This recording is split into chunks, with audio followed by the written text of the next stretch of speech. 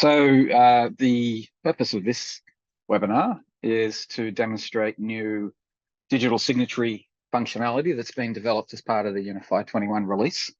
In this webinar, I'll be able to also just touch on some other features that are in the release as well as we go through the process of showing how to use this functionality.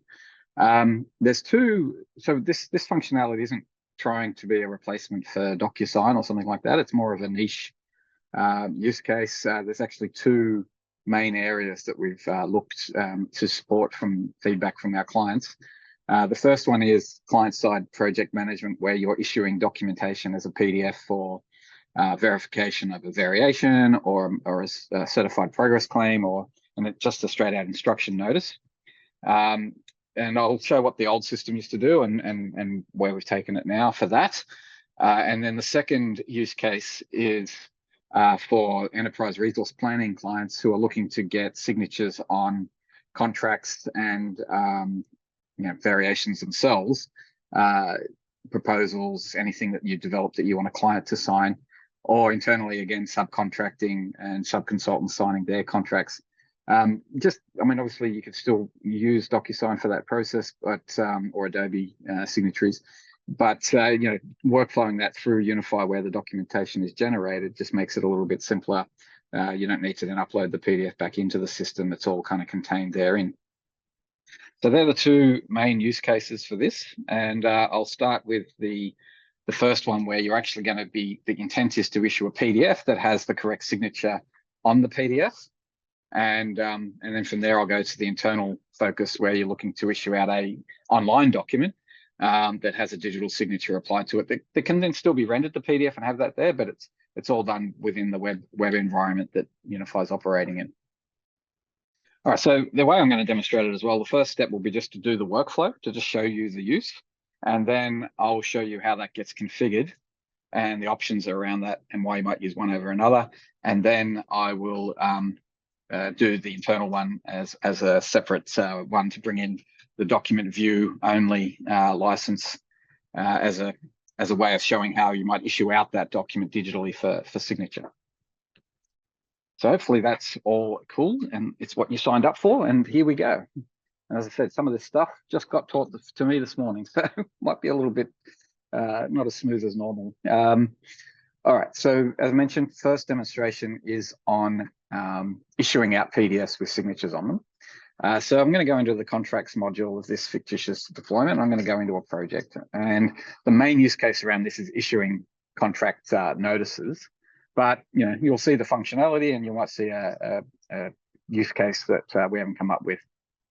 I'm going to go into the main contract, and I'm going to go into the invoicing sub-navigation. Now, the first thing to point out here in UniPhi 21 is the ability to launch documents from within the system that are contextual to the section you're in.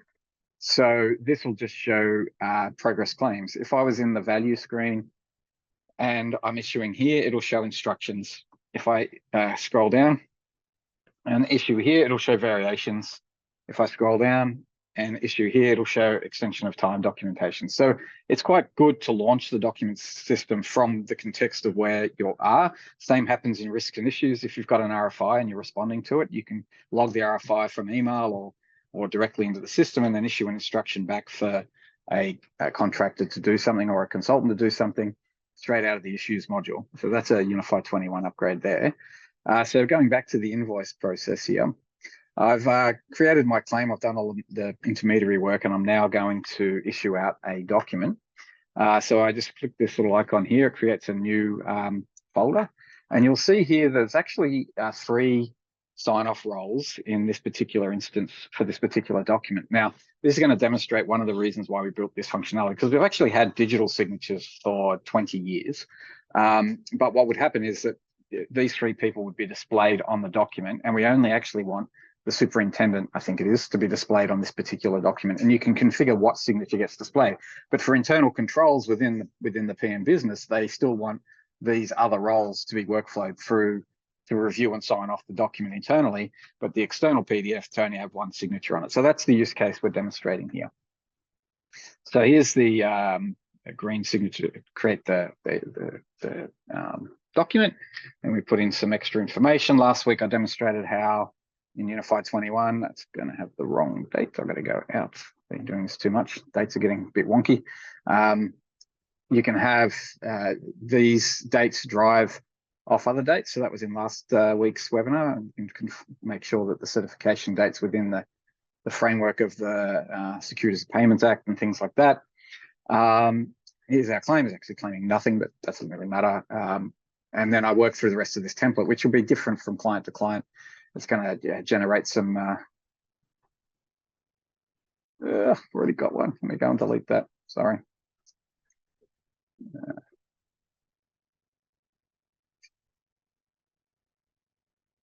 I could have edited that existing one, but I think it's going to be this one here actually that's causing me grief.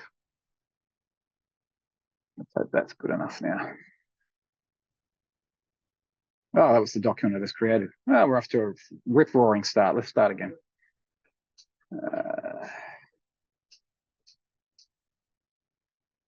Invoice.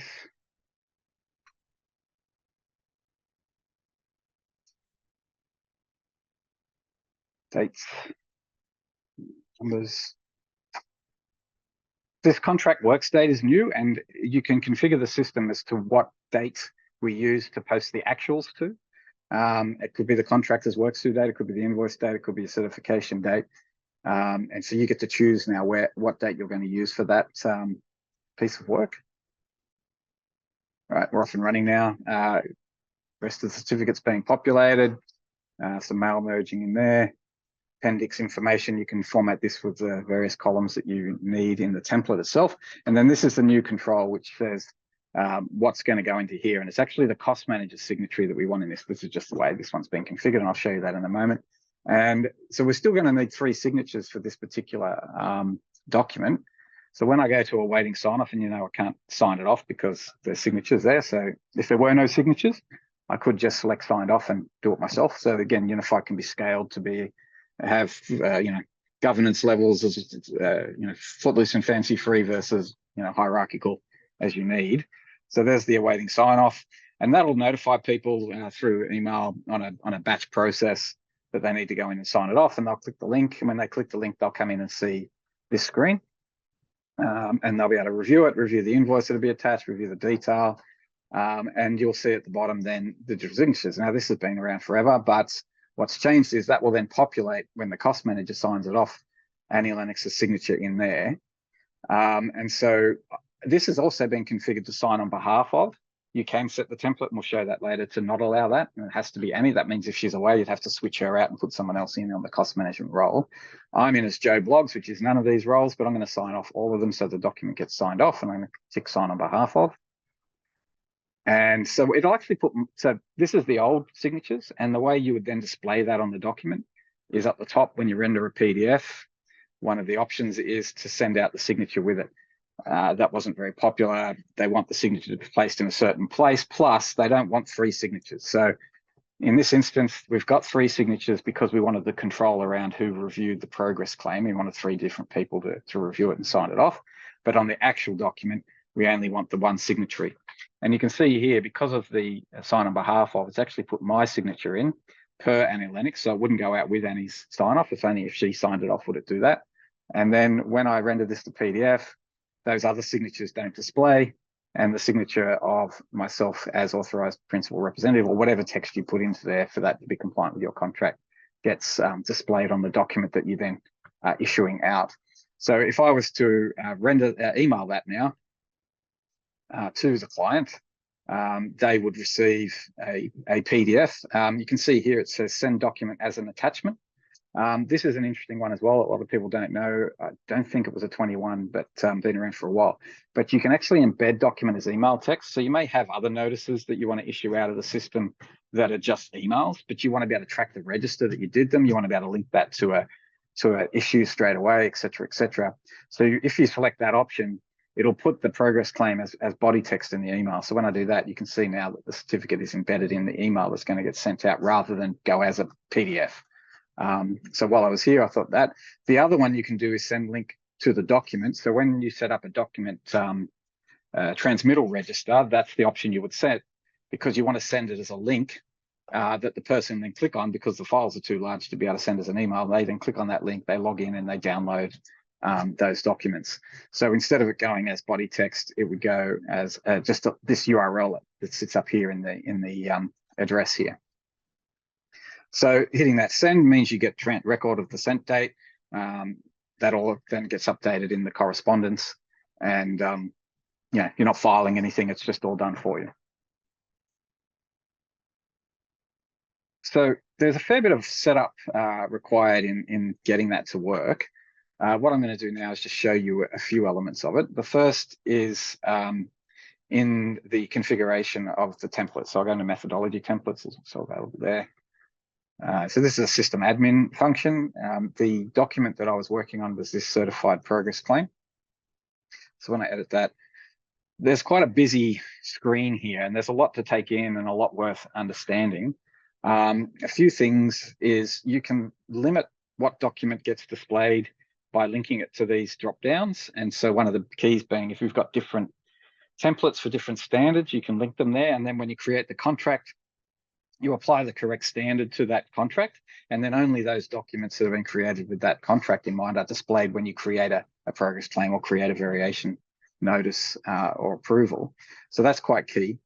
The next step is the sign-off delegations. But before I do those, just worth noting as well that you can limit who can edit documents as well. If that's left blank, then anyone can create a document from this template. But if you did need control around that, that's a good one. And you can also limit what roles people can be put into. So people can be created with authorized roles. And that way you can actually prevent anyone who shouldn't be able to create that document or signed it off, more importantly, to be able to ever be put into that role. So these are configuration options to consider when creating it.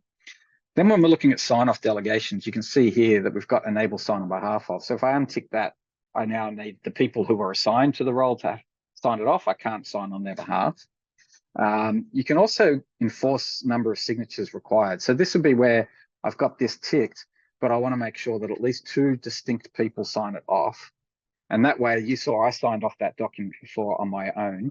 I wouldn't be able to do that once I've put 2 there. Even with sign on behalf of, I'd have to get someone else to sign off as well, so that there's 2 people.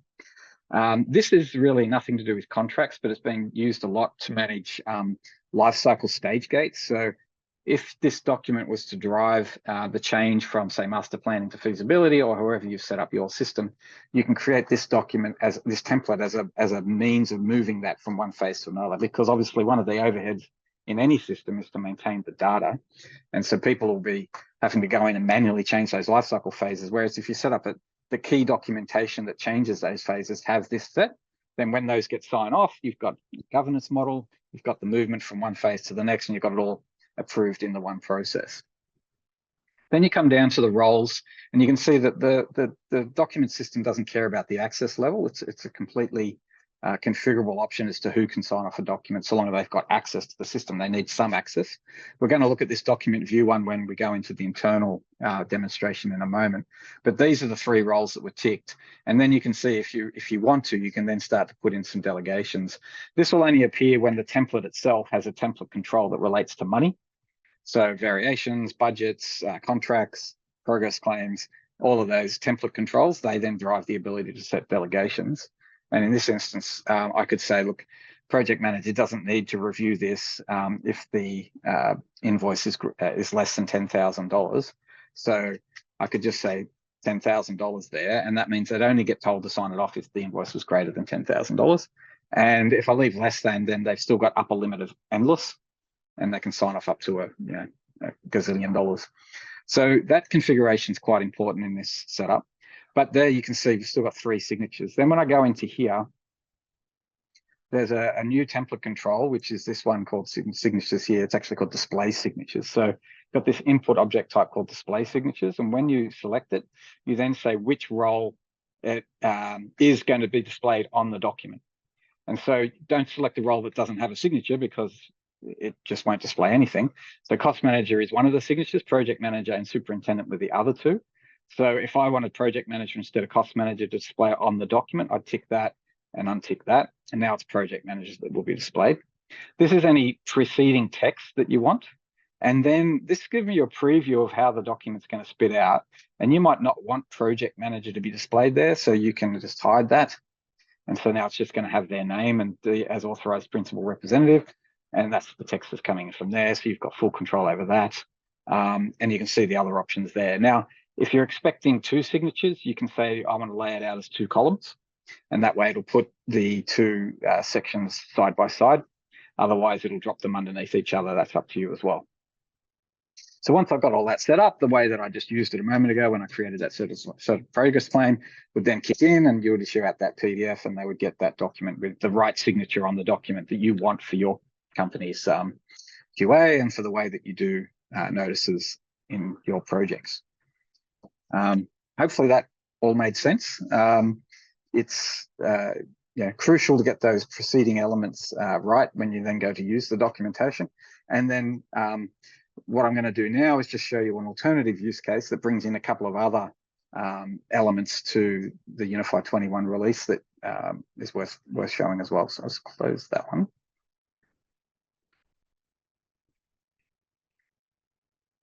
I'm going into a different deployment now.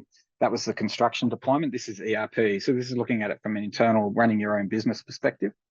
And similar setup, the same template configuration is there. But what I want to do on this one is I want to issue out a link to the document so that my client that I've just who wants to sign off on my contract that I've issued them can do so electronically. So I'm engaging with an external party here. So the first thing I need to do with that is I need to have set up my roles to have a document view only license. And you can see here, document view only has been put against the role called client. And so this is a free license, and this enables you to do not just this signature stuff, but also to issue out, unstructured documents, drawings, what have you, to anyone with a document view license so that they can log in and download those documents. But in this use case, I'm using it so they can add their signature to my contract. So that's been set up. I then need to obviously put that client in the role on the project. So that's the resource allocation element here. So I'm going to go into this Mooney Ponds project, and you'll see that a person called Mark, great name, is the client on this particular project. And I'm going to just go to the document system this time, and I'm going to issue out this consulting contract again. And so that's a template in here that I'm selecting. You can see the sign-off role is the client, which is Mark. This is the contract terms. These are the schedules that relate to that contract, which could be priced and non-priced schedule elements. Any related documents can be uploaded. You can create this template to be what you wish it to be. And then the signature step is there, which is awaiting sign-off from the director of the company. And you can see that role client is hidden on this one because we just want it to be director. And then when I click finish, I wouldn't have these. This is old school. I would just say awaiting sign-off, and I would email that to Mark for signature. Why is it not showing my... Okay, let's check that out.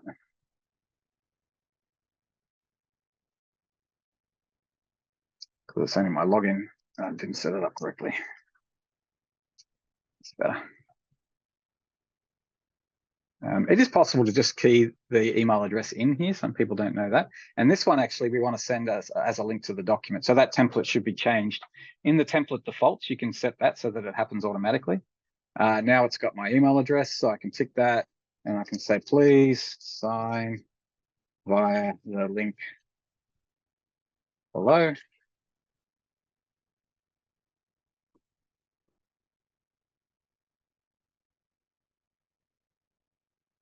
And then we're going to go into my email, just one sec.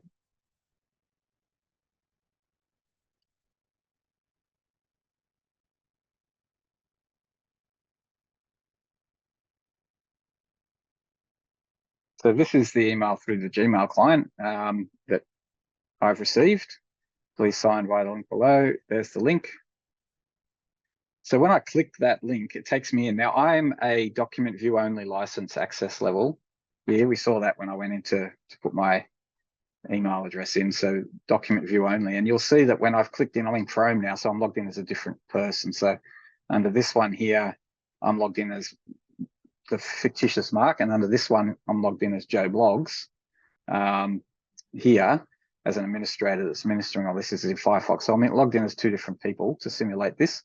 You can see that I can render it to PDF as a document view, but I can't navigate anywhere. There's no way to get into UniPhi outside of this document. And my signature request will be at the bottom. And when I hit add signature, it's inserted, signed off the document. It's inserted my signature into there as an electronic signature. And, you know, my other me, the Joe Blogs version me, would be notified in my notifications that that contract's been signed off. And I now have in UniPhi as a register that document signed off by that was sent at 221, was signed off at 223, and we had clients who were that efficient. And yeah, I've got a record of that there, as well as the record of the email being sent, etc. Who I shared it with, all of that comes in. So the key to get that to work is to create that document view only license and to email as a link, and then send that to the client. They get it in their inbox, they click the link, they sign the signature, and bang, you've got the contract signed off, ready to do the service. So yeah, not as long as some of the other demonstrations for UniPhi 21, but that's essentially what we wanted to demonstrate today. The two use cases there being certified progress claim and consulting contract, two different ways of using that functionality. Again, remember that if I go back into the construction one, you know, it doesn't have to be necessarily out of the contract system. You might be in issues.